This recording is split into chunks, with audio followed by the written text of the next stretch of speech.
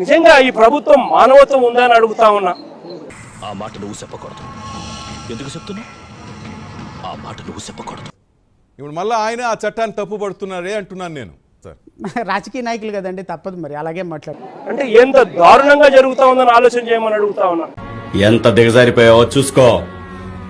పైగా ఒకసారి ఆలోచించమని నాకు చెప్తున్నావు. సిగ్గుండాలా? జువల్దినలో మత్స్యకారులకు ఇబ్బంది కలుగుతా ఉన్న పరిస్థితుల్లో తమిళనాడు నుంచి బోట్ వచ్చి నీళ్లమయం కావడం, వీళ్ళంతా బోటు పైకి ఎక్కడం,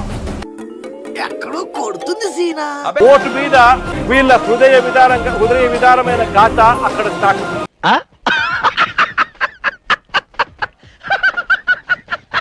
పట్టించుకునేవాడు లేడు, ఎవరూ లేరు. గంటలో ఇంటికి వస్తానని చెప్పిన తాను గంట అయిపోయినా, 2 గంటలు అయిపోయినా, 3 గంటలు అయిపోయినా ఇంటికి రాకపోయేసరికి మరుసటి రోజు తెల్లవారుజామున ఏం ఫీల్ ఉండదు మామయ్య.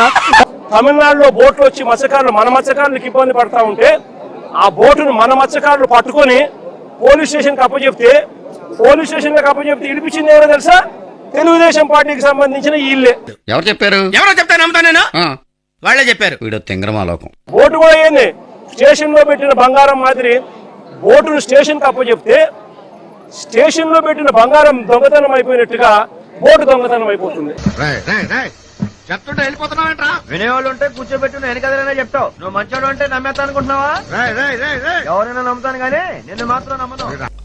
అక్కడ కూడా అప్పుడు కూడా సాయి కృష్ణ చేస్తే పసివాడు తప్పులు చేశాడంటున్నారు. తప్పు చేస్తే ఆ పిల్లాడి వయసు ఎంత? 23 ఏళ్ళు.